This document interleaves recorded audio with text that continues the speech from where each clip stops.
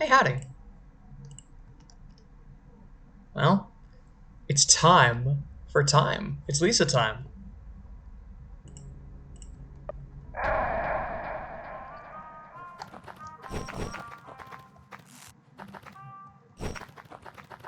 Where to go next, I wonder? We've already been to Sand.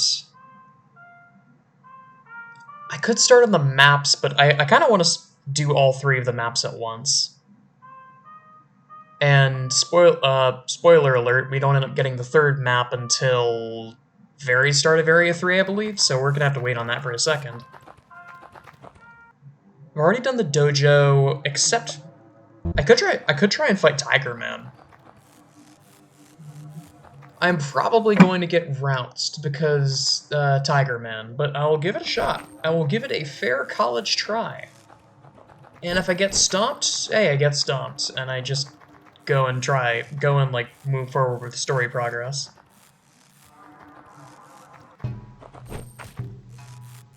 But Tiger Man seems at least like sort of reasonable now, as opposed to before where he was damn near unkillable in my current state. Thing is, now I have Geese. And Geese is... Oh, I forgot to heal. Uh-oh.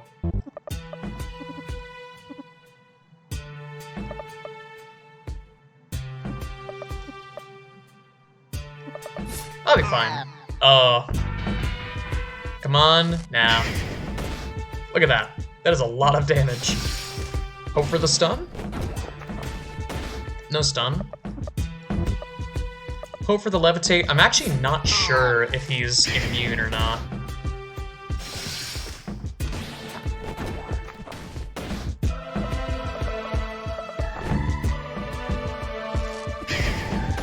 Joke's on you, that's animal damage. That doesn't count for defend. Damn it.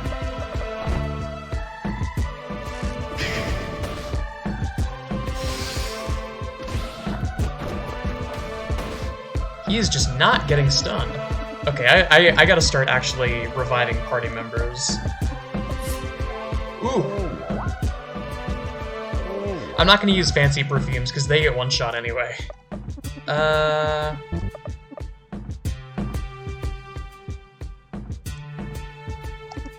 could verbal bash him and hope that connects.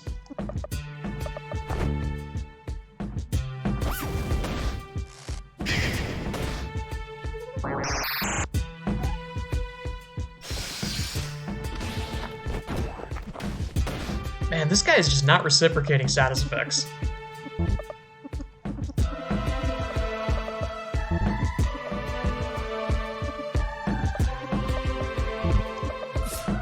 Ooh.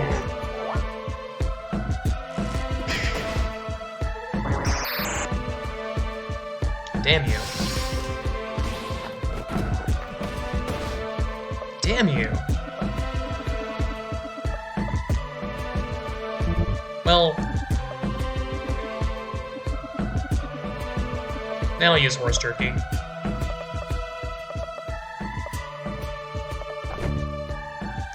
I probably should use poison beak as well, but Geese does so much damage normally. There we go. Now he's pissed. Now this fight should be a little bit safer because now he has the chance of hitting himself.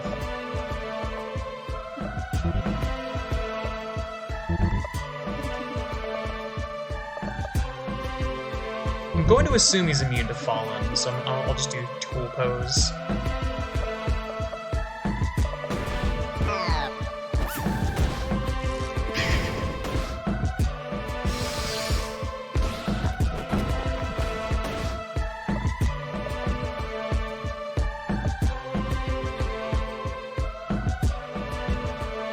You know, actually I haven't tried Magic Hat.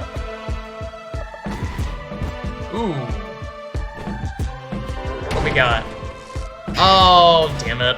that makes him scared normally, I think.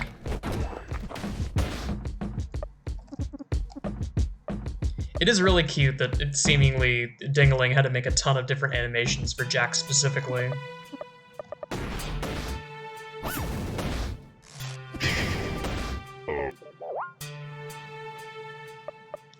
Okay, so Piss is probably wearing off next turn.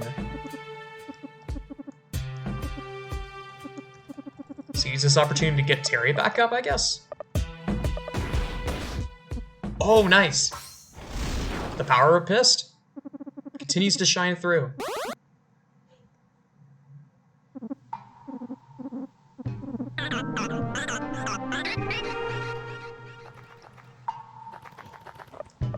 And now I have no real reason to stay here, huh? I could go and talk to Bob Friday, but long story short, he's just gonna realize that Tiger Man's gone and then go back to his desk, and that's basically it. I can spend a thousand mags on Bob Friday's Student Creed, which does absolutely nothing. That's basically it. Oh, nice.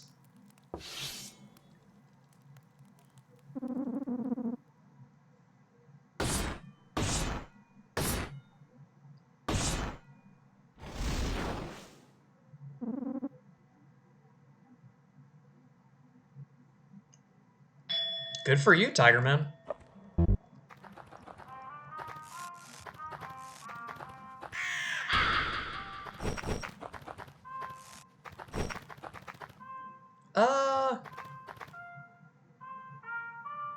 Oh, right. One last thing I gotta do is I gotta go and get RT, which unfortunately means that I have to...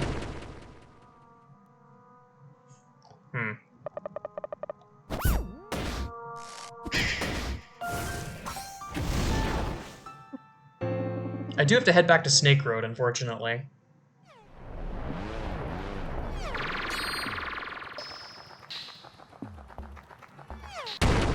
Which is annoying, but whatever. I mean, New Snake Road, I should say. There are two of them.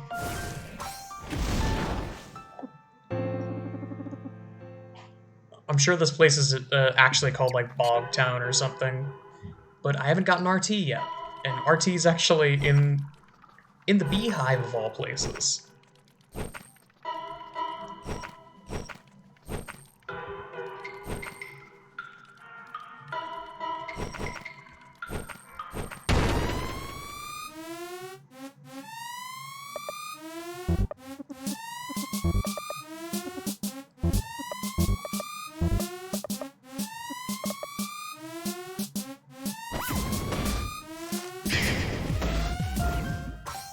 Wow. Okay. Geese is just built different.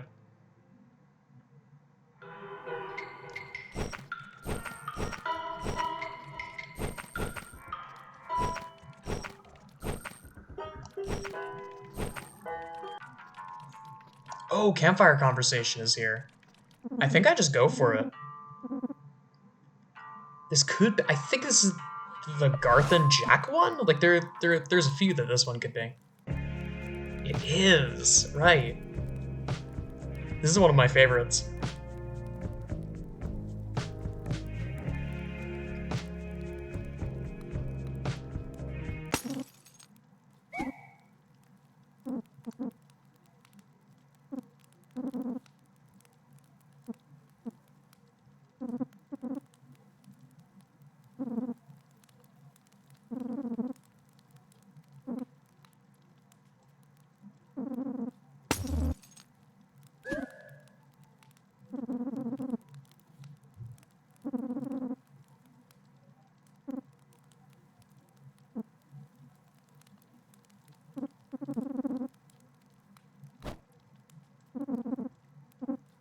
It is so funny to me that this scene was allowed in the PlayStation version, but mention of drugs was not.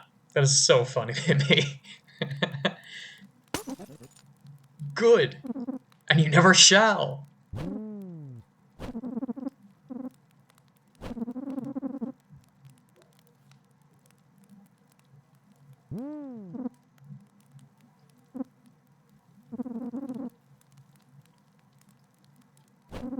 What's brunette mean?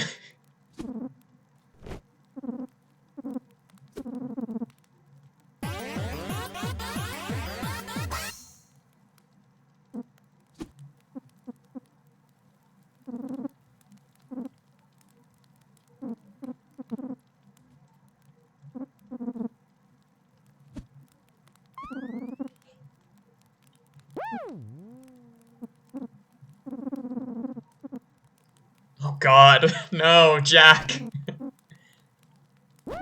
I don't even know how it makes me feel.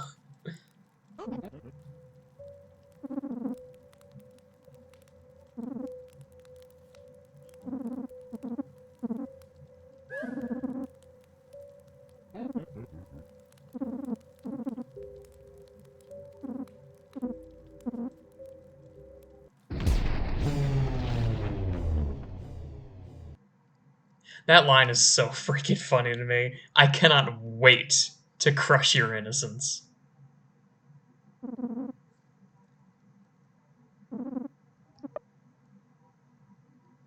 Nah, I don't need to rest. Oh. Right. To this day, I don't know if if those mags are jacks or if they're guards. It kind of makes sense either way. It's either the magazines that Garth left behind when he was explaining, or the ones that Jack left behind when he was done being explained to.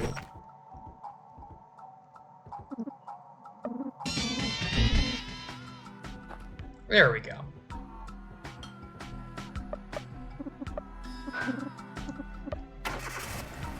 I think we have every party member from this part of the game except Clint Olympic, but Clint is, I mean, he's good, but he's unbelievably expensive. I don't think I actually talked to him, but he basically says, alright, no bullshit. You give me 500 mags, I come with you. That's it.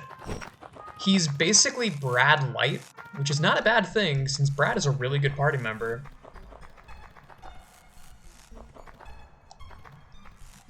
But damn, 500 magazines is a lot. Ugh.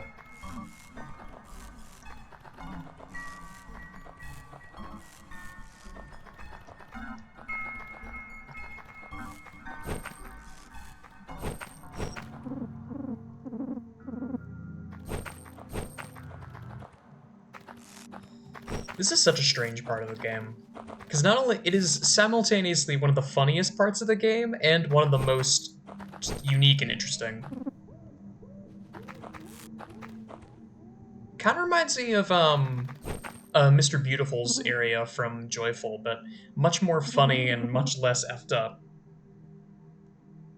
Freaking LinkedIn.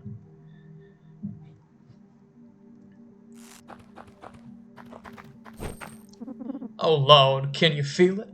Large fries, brother! Large fries!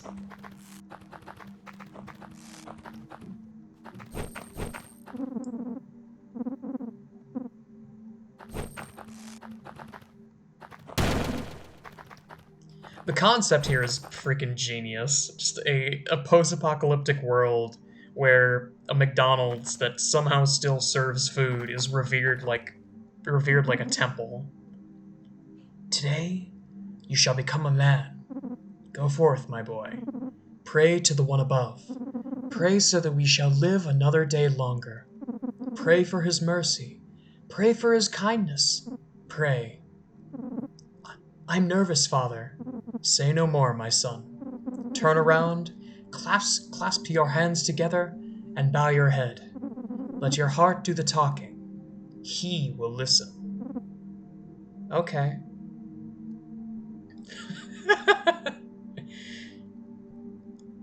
Dear Lord, praise thy name.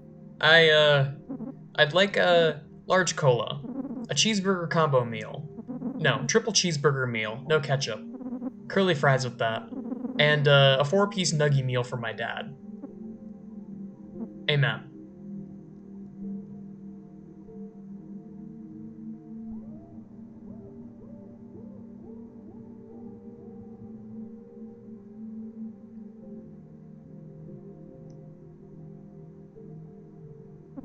Thank you, Lord.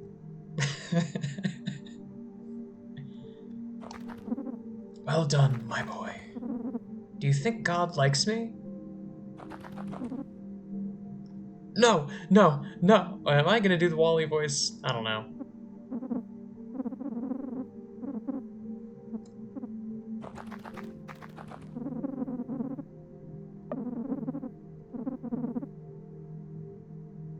You're right. Praise God. Prepare to die, sir. These guys aren't paid enough to do this shit. I mean, they're not paid at all, but still. I guess they're paid and not starving to death. Which I suppose is payment enough in a world like this.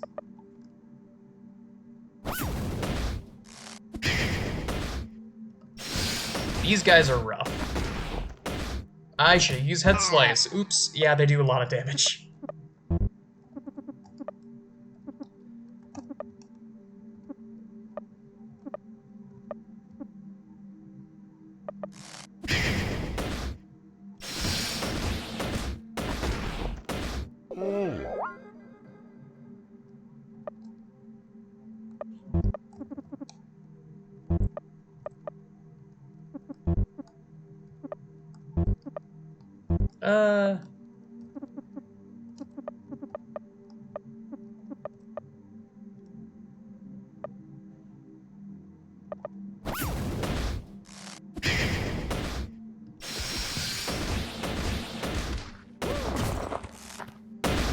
Oh, this is gonna hurt. Oh. Right, the other guy's fallen.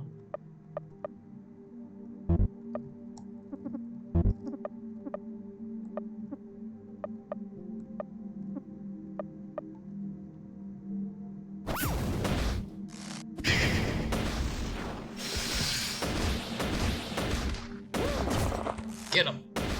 Yeah. Only one casualty. Not bad.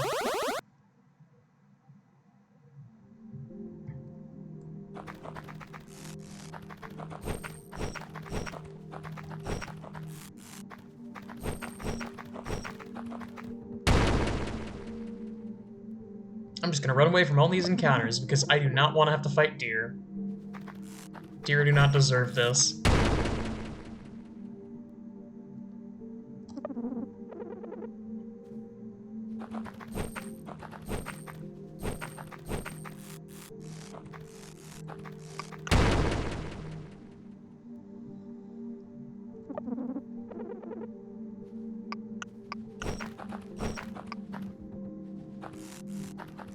A question that does come to mind, because I do see trash here. What would happen to landfills in a post-apocalyptic world? It's a bit of a weird question, but... like, think about it. Ah, there's no sense in bashing him.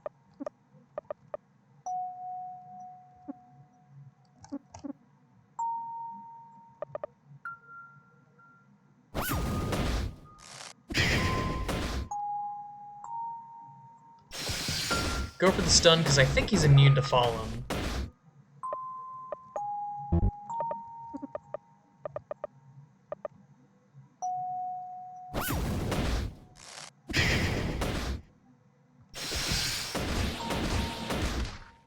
Worth a shot, I guess.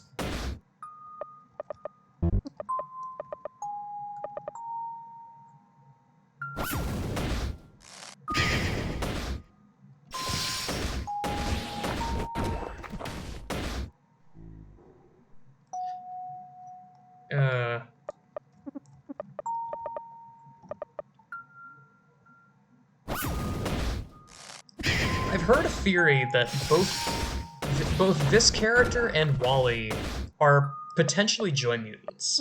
I don't think it's ever been corroborated by Dingaling, but it's a definite possibility.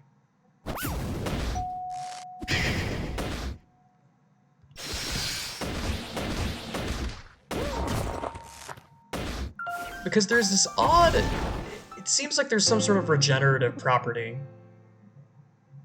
of Wally it implies something supernatural for sure. But obviously he's not God. So I think what's actually going on is that he's a joy mutant of some description.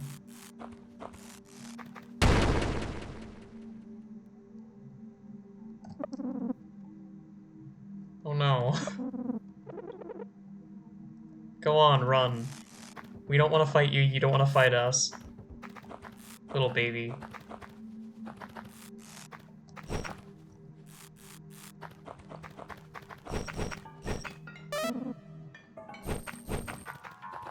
I forgot there was a campfire here. Screw it. May as well rest up, because the Wally fight is genuinely one of the hardest fights in the game. May as well be ready for it. Piss off, pretty boys.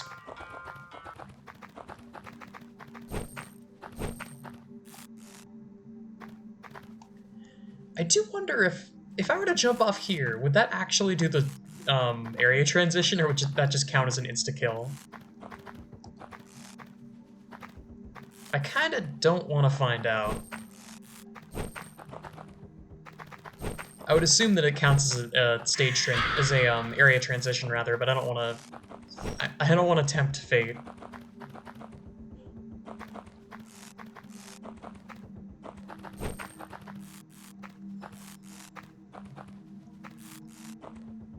But what I was saying about landfills, I feel like at least the Pointless kind of like explores that question, because it takes place in one of the areas we've yet to visit, Garbage Island. Also, hello, Wally. Fun fact of the day, Wally's laugh is actually sampled. It's a slightly distorted and pitch-shifted version of one of the characters' laughs from Top Gun.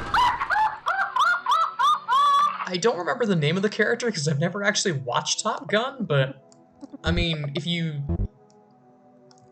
probably know what I was talking about if you had seen Top Gun decently recently. Hey, that rhymed.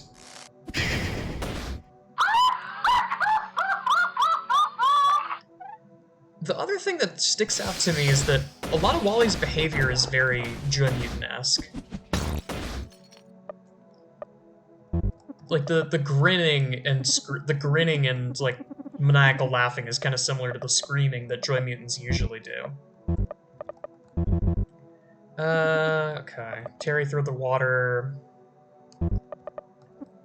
If I can stack status effects, this fight should go by fairly quickly. Ooh. Oh, okay. He does hurt like hell, to be fair. This Wally, like I said, is one of the hardest fights in the game.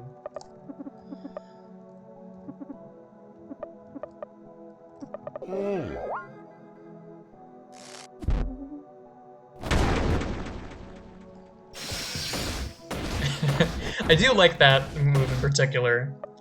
Wally wails, kind of the implication that that's the name of a product of some kind. It's not even worth it to heal because he one shots Terry no matter what.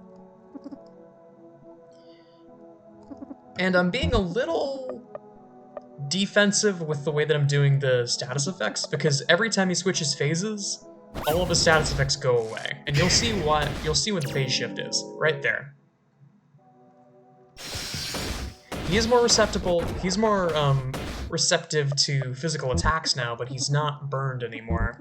So I gotta reapply all that crap from before.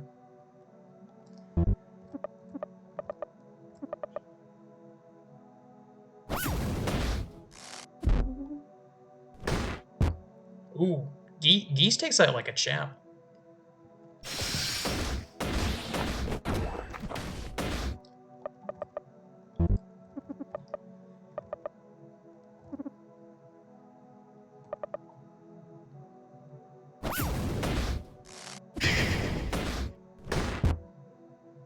Man, he just doesn't do a lot of damage in this phase.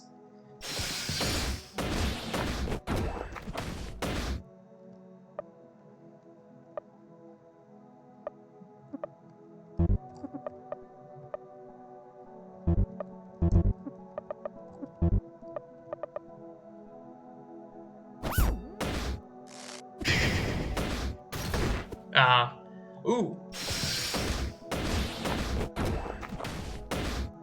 I do love this boss's design. For how much this game likes to reuse sprites, when it makes new sprites for new purposes, they do look awesome.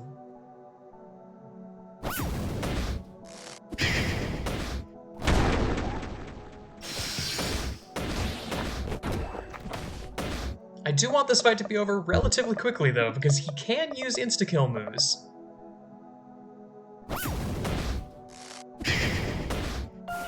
Okay, good. Please don't squeeze anyone's heart.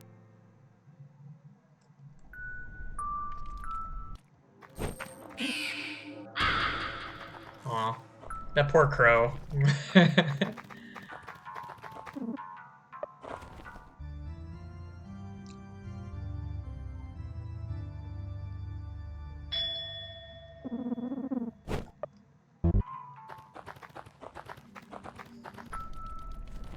Thankfully, those punishments are super light. Right, the spiders. Oh my god. So, the deal with these spiders is this is actually a reference back to Lisa the First. There's some symbolism here that I don't fully understand of like the hatred of Marty and stuff like that. But this exact iconography was in Lisa the First, and the tracks that it used were, I believe, Fear and Hunger, which coincidentally enough is the name of another indie RPG made in RPG Maker, but doesn't seem like they're related at all, of course.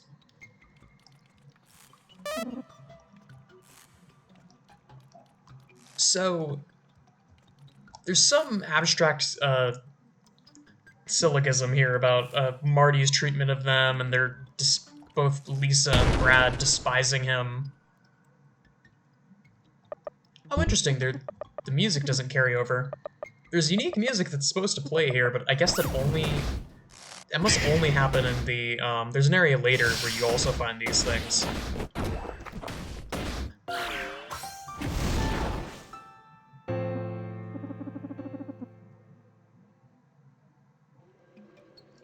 What I'm gonna do, this is gonna mess up the mood a little bit because it's gonna disable the rain, but I'm gonna go back and save so I don't have to do that room again if I fail.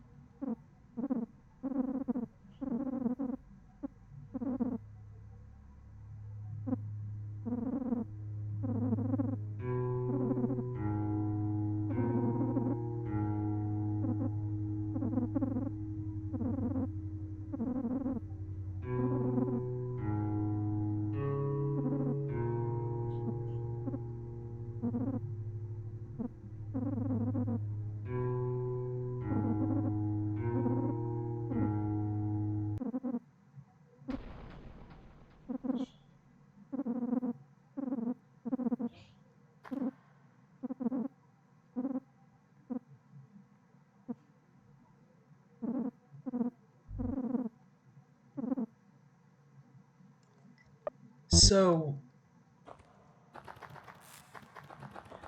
I should probably mention, because I'm probably not going to be playing Joyful, because I don't know, I just don't like Joyful as much, and there are plenty of playthroughs, and I got other games on my list that I got to get through. But I should mention, you get this context almost immediately in Joyful that Buddy is indeed telling the truth. Sticky never laid a hand on her. In fact, according to Buddy, most of the time, Sticky would kind of just vent to Buddy and cry, either about Brad or about the world or maybe about Rick and Cheeks. About what, it doesn't really matter. The important thing is that this entire horrible construct of Brad's mind is completely false. That doesn't make it hurt any less.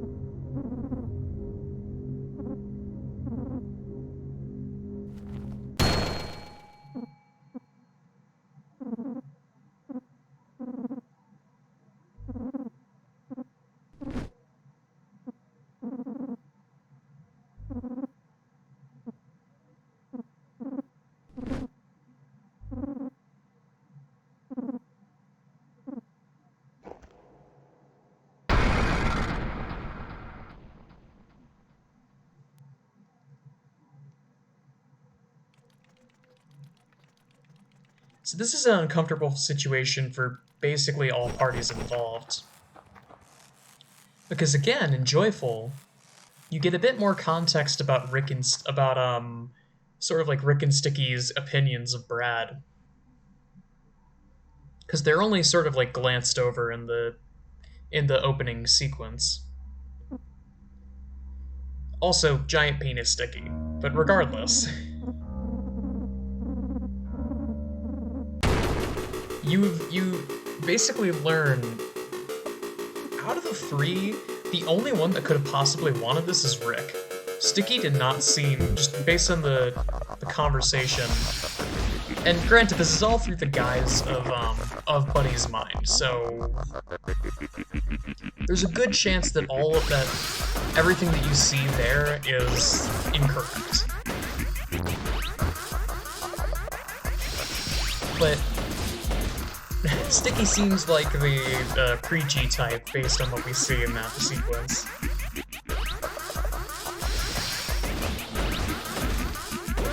Where, long story short, it's something like Sticky says, "Man, how did it get this way? What's going on?" And Rick and Cheeks immediately go, "Oh god, why are you doing this again? We are not in the mood to listen to you ramble, man. We love you, you're a great friend. Please, shut up." Oh right, I can go... I don't have to go back through Wally Mountain, I can just go this way. But it seemed like out of the three... Oh damn, I forget.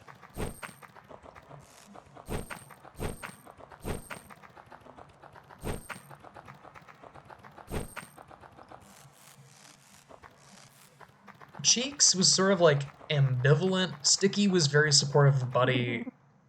Oh god, right, I do have to go the long way. Or bada bing.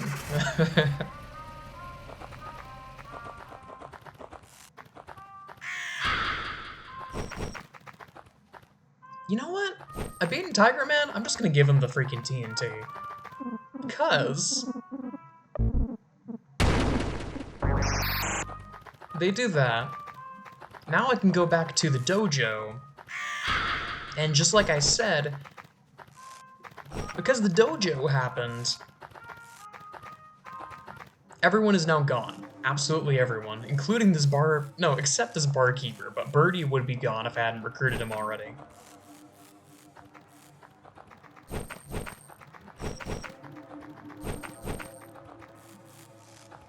Sort of a similar situation as the Rhodes Scholars. But everyone is just completely gone.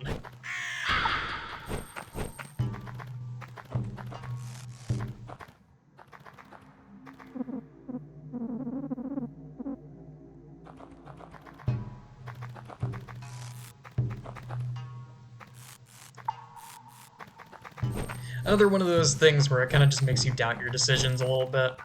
Now, interestingly, Morty is like this, and actually, I read about this, that apparently you can just use your bike, sort of careen off of here and land in it, snap his neck, and you won't have to fight him at all.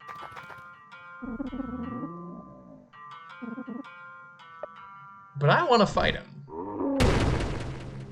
This is a secret Joy Mutant that was actually added in Definitive Edition.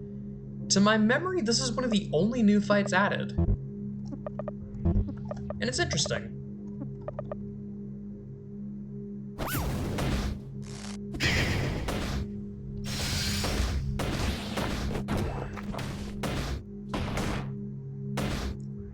Sorry for this, Morty.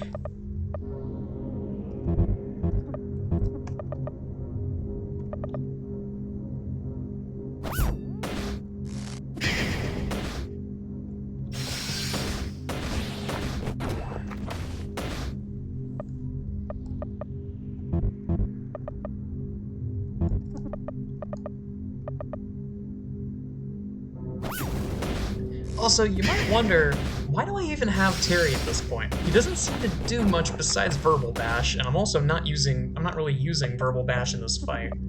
Well, I'm trying to get a certain fireside conversation to happen.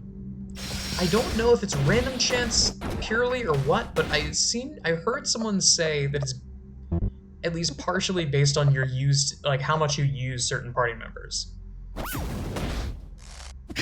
And I've had Terry in my party basically since roulette, right? For most of the playthrough, I've had Terry in my party.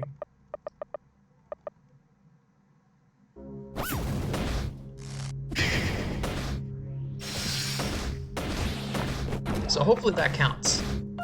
There are two different cutscenes that I could go for. I wish I could get both, but at this point that's impossible, because the other one requires you to have Mad Dog. And Mad Dog was lost from roulette, so I can't use him. I don't know if I'm going to be able to make it over to the next fight in time for the joy to wear off, but it's worth a shot, right?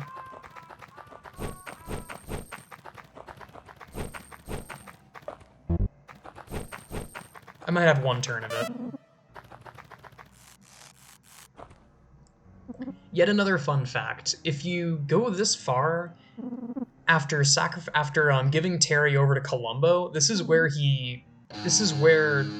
instead of fighting the lads, he'll sick Terry on you, having taken him in, and he has like special garb and can use insta-kill moves.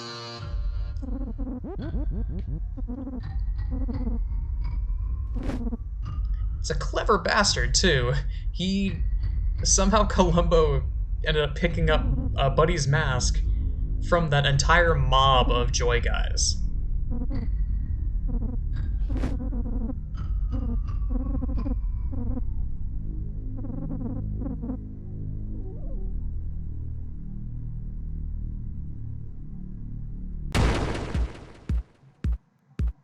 I do feel a little bad for these three, but there is an interesting thing related to this guy on the right. I'm not sure if we'll see it, because I'm planning to just nuke them all immediately.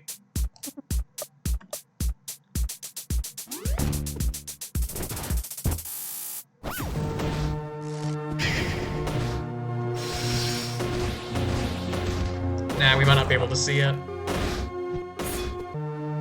So, this guy on the right, Larry Sports, by the way,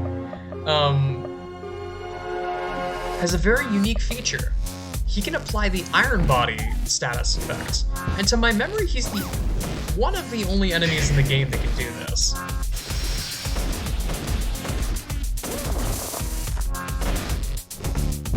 Oh.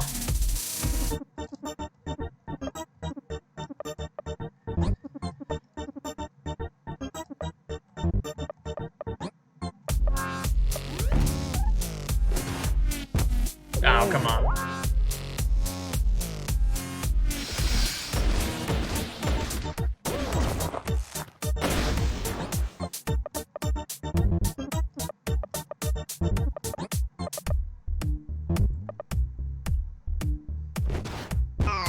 Wow, he hurts.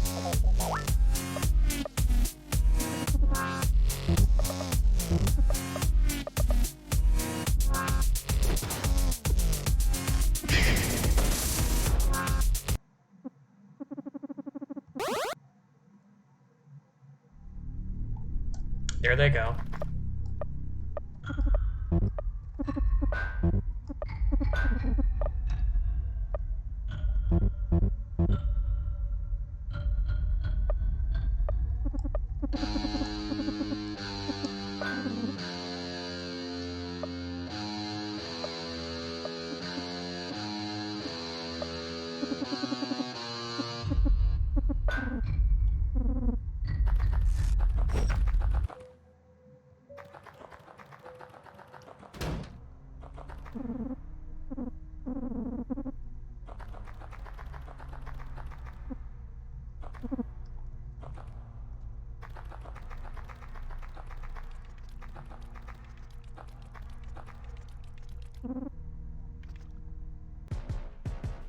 Oh my god, right, this place.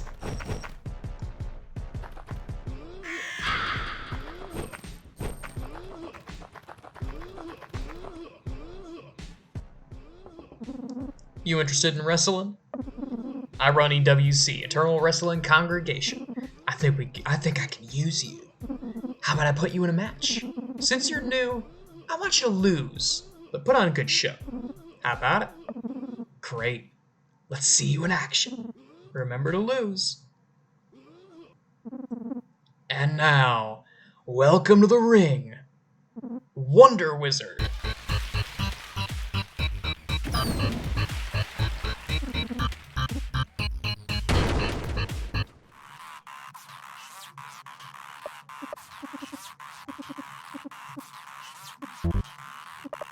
I'm gonna just wait for him to wail on me. How many turns will it take? So far we're up to 2.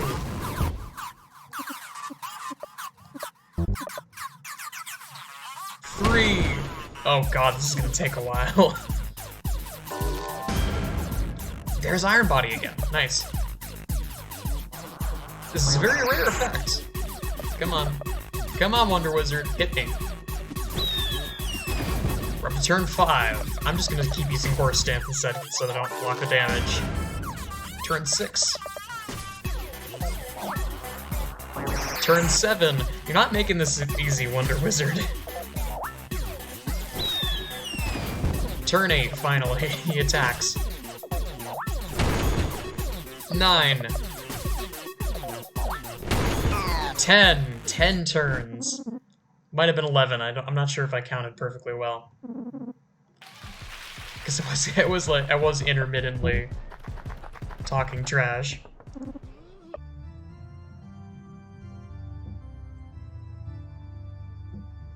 But now we get access to the safest campfire in the game. And one of my favorite party members. How are we doing on time? 43 minutes? I could do this whole set. Well done. You may have a future in this business. I think we can give you a push. Speak to me if you want a match. Ready to rumble? So, to give an outline of these 3, Eternal Championship is sort of like a weird half-story arc. I don't know the best way to describe it. You go through a set order of matches, ending in a fight where the guy tells you you're doing so well, you almost have the belt, but you can't have it. So you are required to either lose the fight, or the entire ring shuts down and you are banned from doing any more matches. Tag team is you're given a partner, and I won't spoil who the partner is, but it's actually a reference to a pretty famous WWE thing. Dystopian Rumble is generic. You fight against a bunch of guys from throughout either of these championships, and it's a way to grind for XP, which is pretty neat.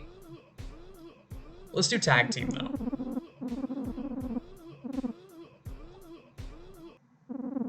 Today, Brad Armstrong, on a bike for some reason, gains his tag team partner. Who could it be? It is I, the most powerful Lord of Wrestling, the most shocking superstar, Shock Lord!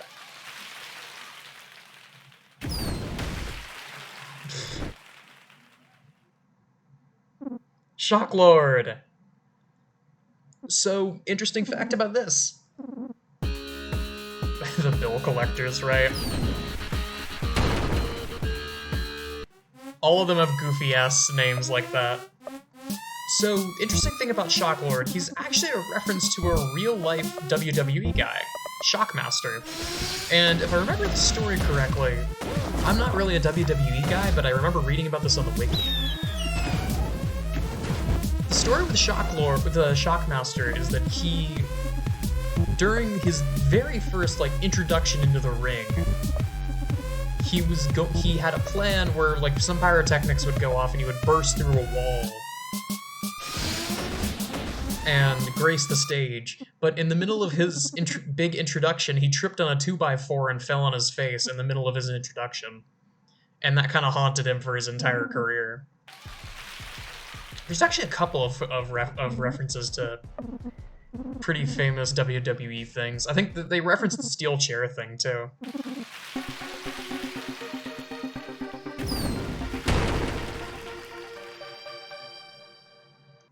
And I'm pretty sure the last guy is also a reference to the Undertaker, but I could be mistaken there.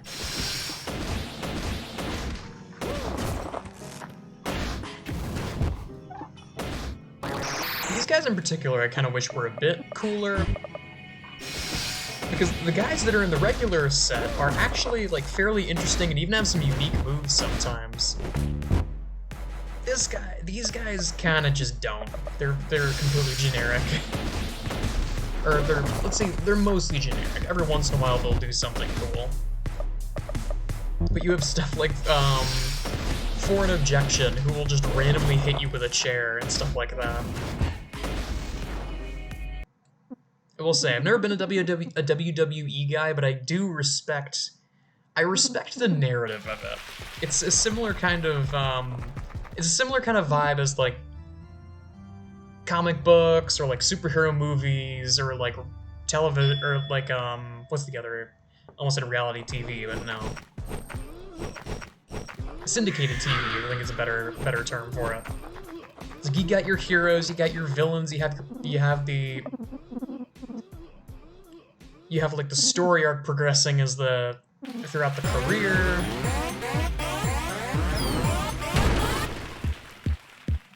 There's weird little, like, ups and downs here and there, and nonsense happens.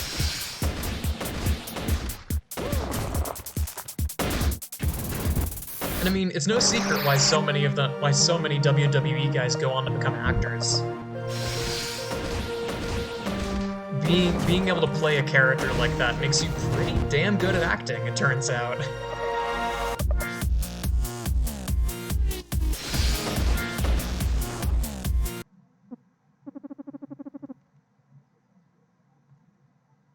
Because for a lot of them have to play into it pretty heavily.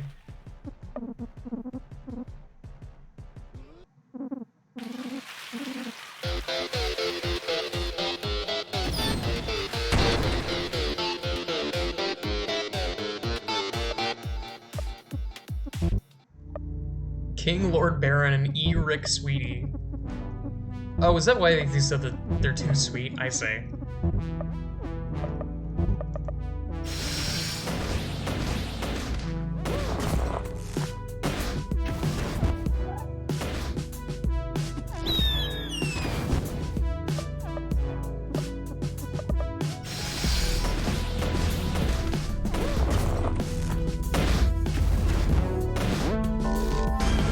Getting yoked.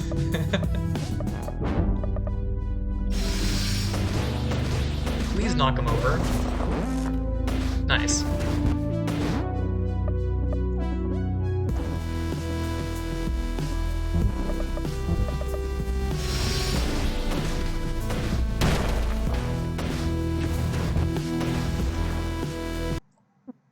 Very nice.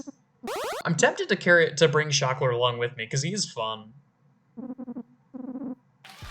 He is just a win button character, but he's a very fun one at that. And I know a secret area where you can get glasses, which increases his accuracy and makes him way stronger than he already was.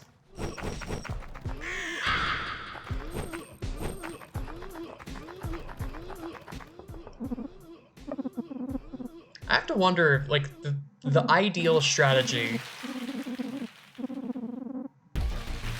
The ideal strategy for, like, an all-character speedrun after a certain point might be to do Shocklord with Shocklord on Joy. It seems like a monster. I'm not going to, of course, because, you know,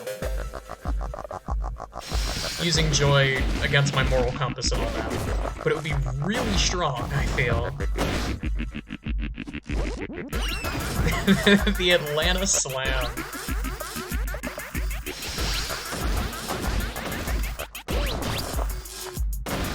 That's what I'm talking about. I love the goofy names with these abilities.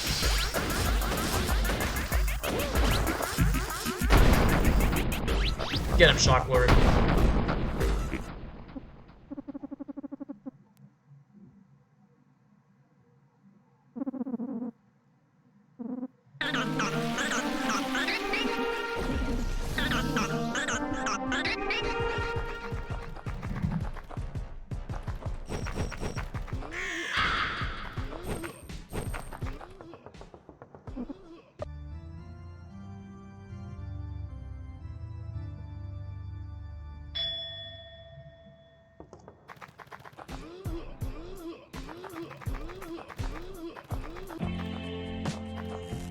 may as well do this before I sign off. There's two things that I'm gonna do. First, I'm gonna go and grab some stuff here.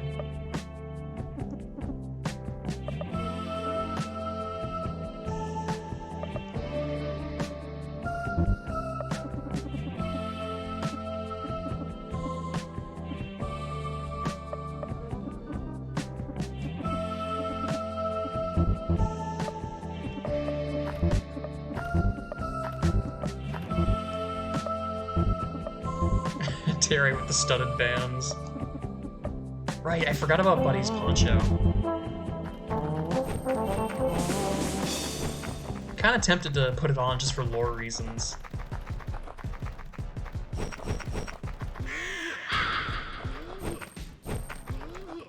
Okay, so... coming up, we get a problem.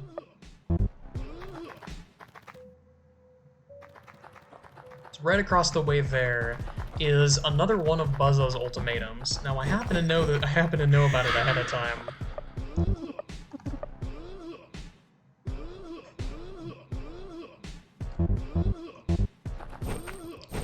I don't think I actually need to retool my party at all, because this one is avoidable, albeit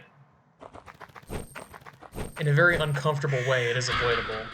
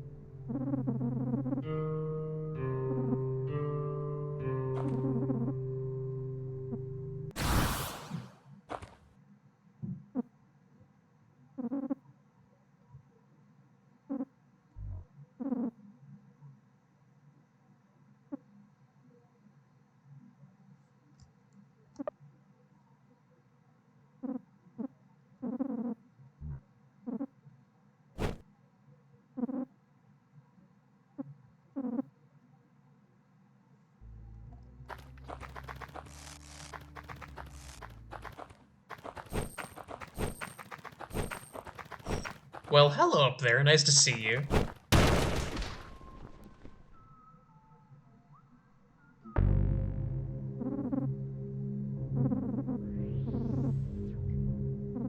Oh god, right. Geese got removed from my active party.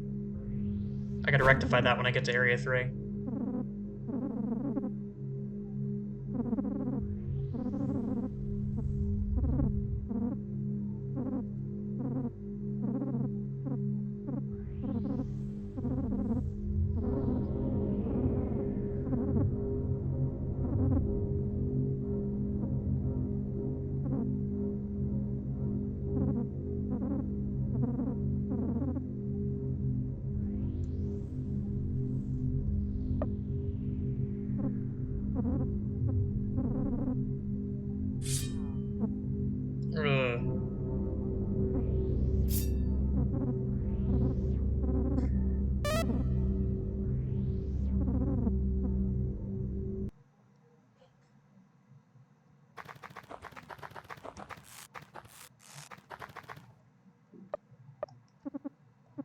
I'm not going to explain why right now, but I personally feel like this is the canon choice.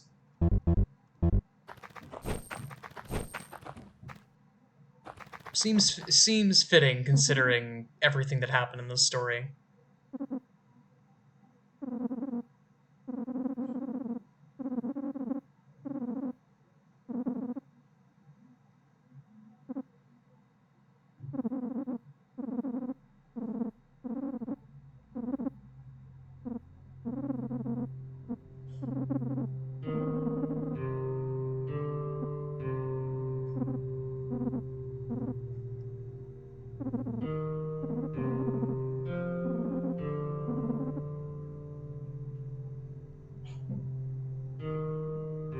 Okay, so word of the wise: do not choose. Why are you doing this? You get lore, and then Buzzo chooses both options for you.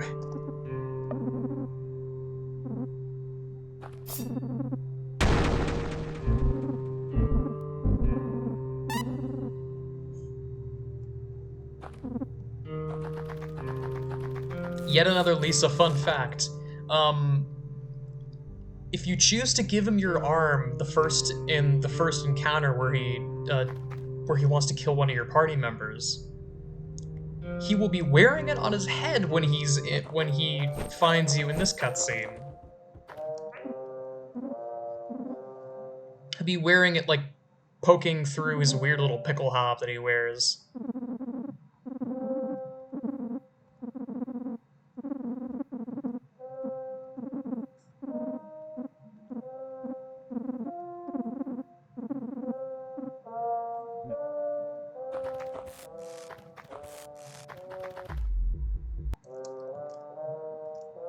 Yeah, I think I'll end with this. Hang on, let me probably swap out Shock Lord for Geese. Save my game, and then hope. Yes. Please be the one that I'm thinking of.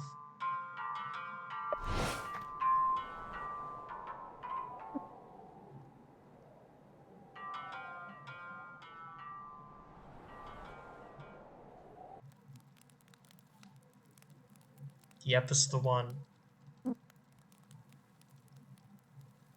Terry, can I ask you something?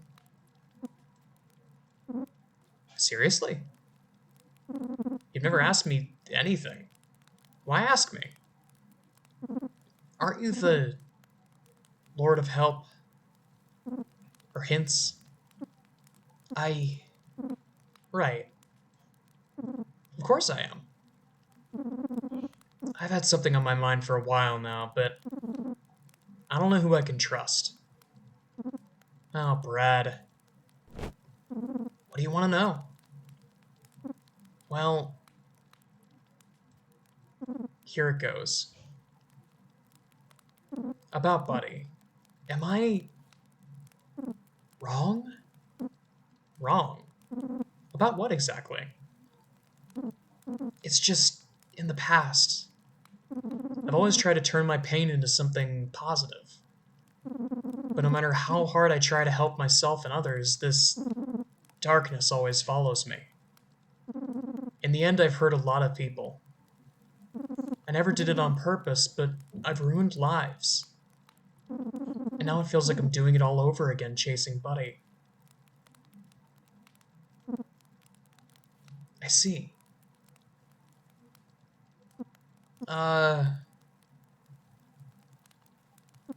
Wow, yeah. I don't know.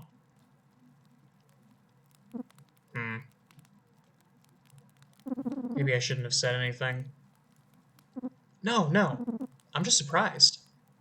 I wasn't expecting all that from you.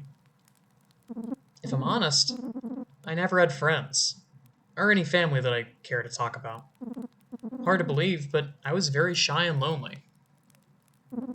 I wanted more than anything to connect, though. I wanted people to like me.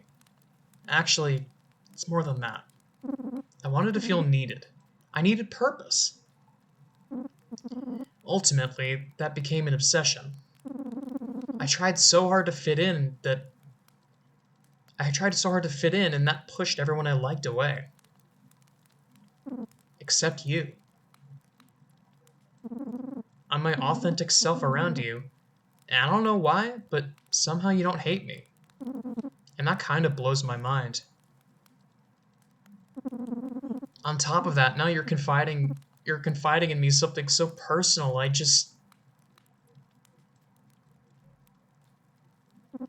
Oh no. Please don't do that. I'm sorry, Brad. You just have no idea how you made me feel. I can't help it. And damn it, Brad, you're like the coolest, strongest guy I know. Not to mention, you can be kind of sweet when you want to. I think deep down you have a good heart. So just try to listen to it more. Here's a hint. Do you know when your heart cries the loudest? No?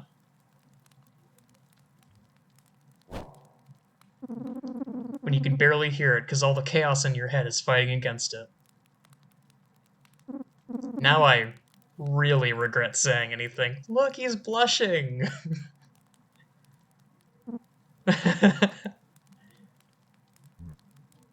Aww.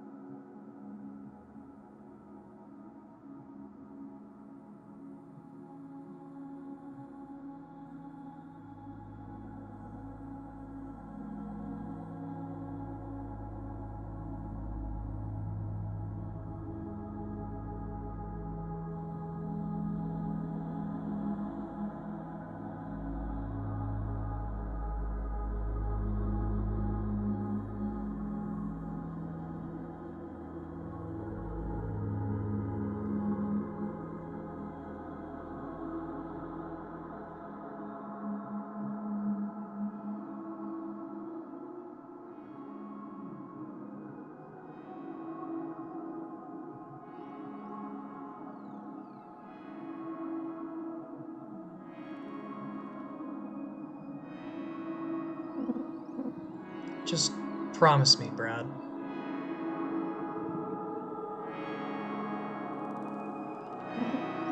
Don't turn into a monster like everyone else.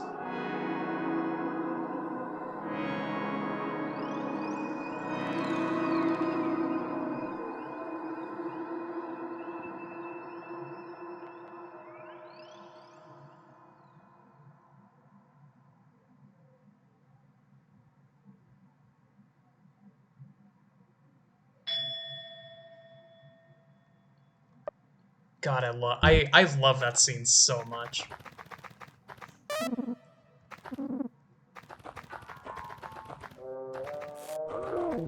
For so many reasons too. It's just fantastic. That's all I got for now, I think. Thanks so much for watching.